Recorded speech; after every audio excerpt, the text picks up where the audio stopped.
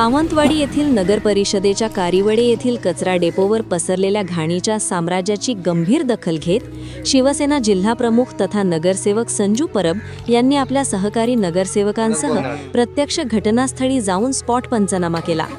कचरा डेपोवरील अस्वच्छतेला पालिकेचे प्रशासनच जबाबदार असल्याचा गंभीर आरोप करत त्यांनी जोरदार संताप व्यक्त केला। यावेळी पालकमंत्री नितेश राणे यांनी कचरा व्यवस्थापनासाठी शहराच्या आजूबाजूच्या परिसरात किमान 25 एकर जागा उपलब्ध करून द्यावी अशी देखील मागणी करण्यात आली। यावेळी संजू परब यांच्या समवेत नगरसेवक बाबू कुडतरकर, अजय गोंदावळे, देव्या सूर्याजी, स्नेहा नाईक, शर्वरी धारगळकर, ॲडव्होकेट सायली दुभाषी आदी उपस्थित होते।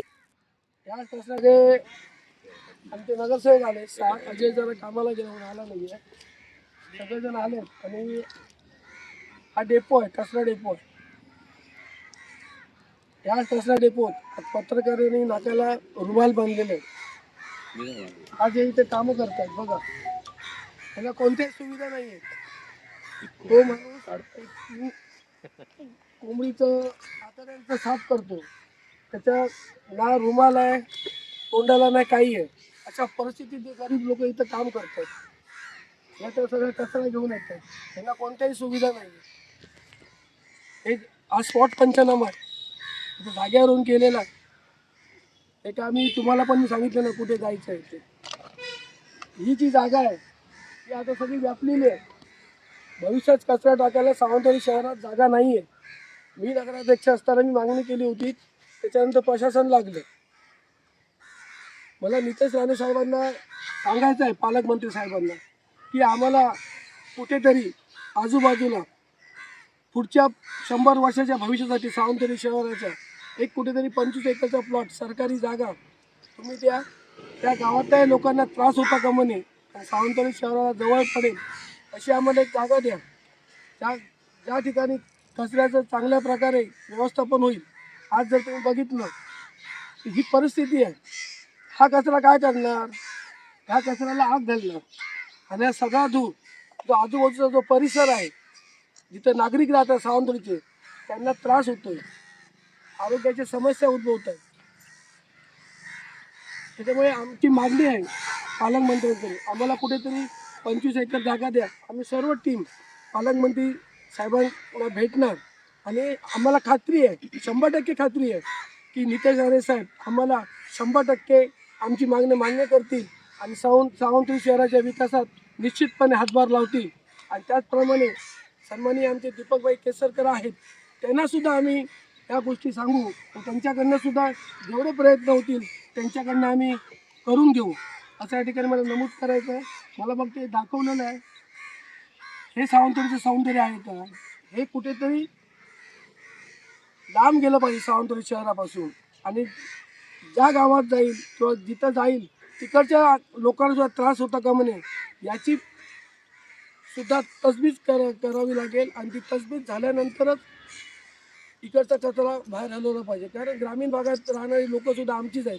तर अशी जागा निवडली पाहिजे जेणेकरून कोणालाच त्या धुराचा किंवा आणि त्रास होता का म्हणे। हे तुला दाखवली जागा सगळे व्याप्त झालेली आहे, ढिगावर ढीग चढवत आहेत। आज तुम्ही बघितलं की आकडा आहे हे बघा, ह्या सगळे कावळे जमले, ह्या सगळ्या कोंबड्यांच्या आतड्या आहेत। ह्याचं काय प्रोसेस काय याची, हे इथे आणून टाकतात, काय प्रोसेसच होत नाहीये। वेंगुर्ला जाऊन बघा, वेंगुर्ल्यात तुम्ही इथे नाकं बंद केली, बियाणे सांगितलं कोणी रुमाल बांधू नका, बाबू कुडतर सांगितलं, तुम्ही सगळ्या पत्रकारांनी सगळ्यांनी बंद केली, तो 4था स्तंभ आहात, तुम्ही आवाज उठवला पाहिजे।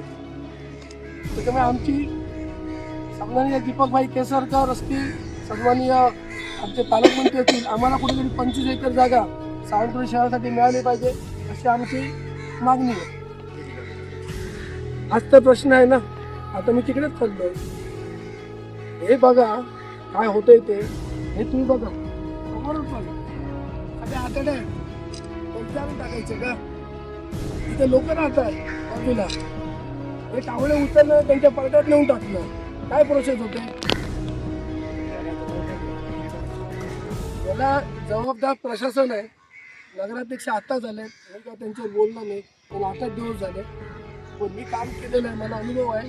त्याच्यामुळे माझी पहिली जी भेट होती ती मी इथं आली. मी कुठच्या गार्डनमध्ये गेलो नाही भेट द्यायला, पहिलं इथं आले. ही लोकांची मूळ समस्या आहे.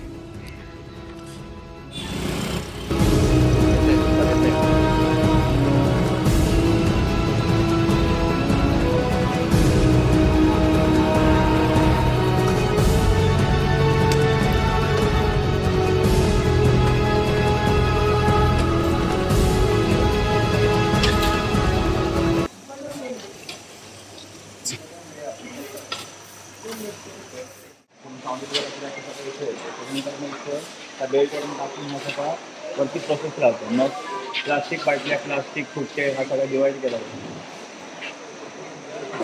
कचरा खूप दिसतो.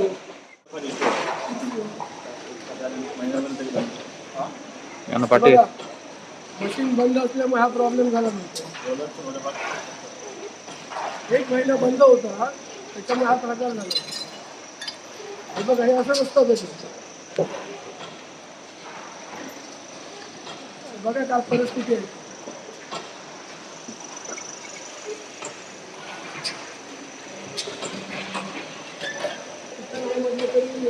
एक वर्षी संपन्न होता कसं पुढच्या 5 महिन्यातला कसं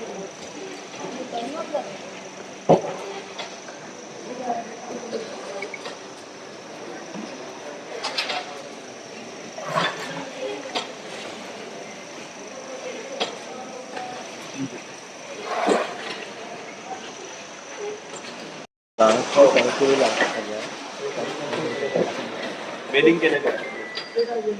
बेलिंग करून ठेवलेलं आहे. हा जो कचरा आहे त्याच्या डिवाइड केला आहे.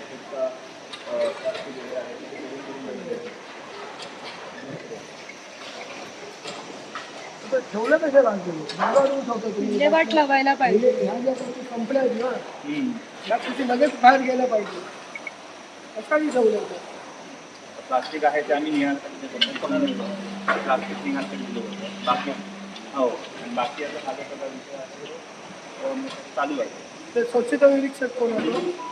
विनोदला कोण?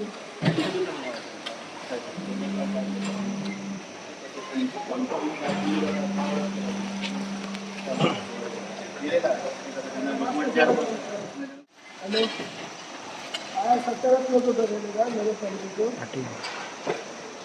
सकाळ येतो आणि इकडे आम्ही काय परिस्थिती आहे? काय होते तू काय सकाळी करू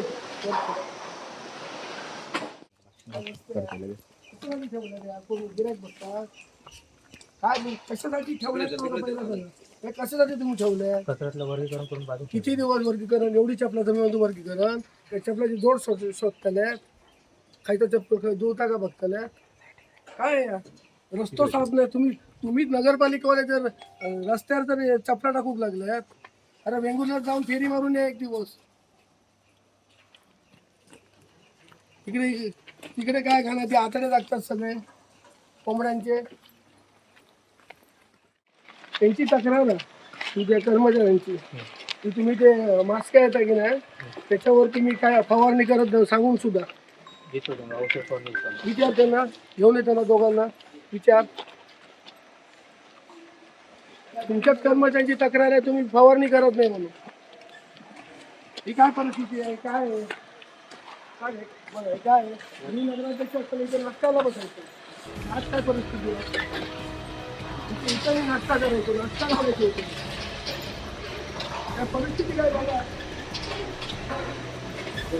काय परिस्थिती? कर्मचारी संख्या आधी किती आहे? त्यांच्या तोंडाला मास आहे. मास आहे. दिले पैसे लावत नाही. कारवाई केला कर्मचाऱ्यांवर. कोणाला मास्क नाही काय नाही काय प्रोव्हाइड केलं नाही. या हॉलमध्ये मी माझा वाद साजरा केला. इथंच केक कापला होता. ह्या जायची काय परिस्थिती आहे बघा. काय झालं ना उद्या तर तुमच्या आकडे नाही आमच्या आकडे नाही. अरे पण एवढा साचून काढवला पाहिजे. मी 2 वर्ष असताना हा प्रकल्प होता तेव्हा असं होऊन नव्हतं ना. एवढा एका दिवसाचा कचरा एका दिवसात कचरा आहे ना. रोजच्या रोजी जर म्हणजे दोन-तीन आठवड्याचा कचरा आहे एवढा महिनाभर मशीन बंद होती. नाही ते रोलरमुळे फक्त आज माहिती का? बघा मी पुढच्या बुधवारी येणार अशी घाण असता का म्हणे. आणि सगळे म्हणजे त्यांची तोंडाला मास्क असले पाहिजे. आता लोक व्यवस्थित असलं पाहिजे.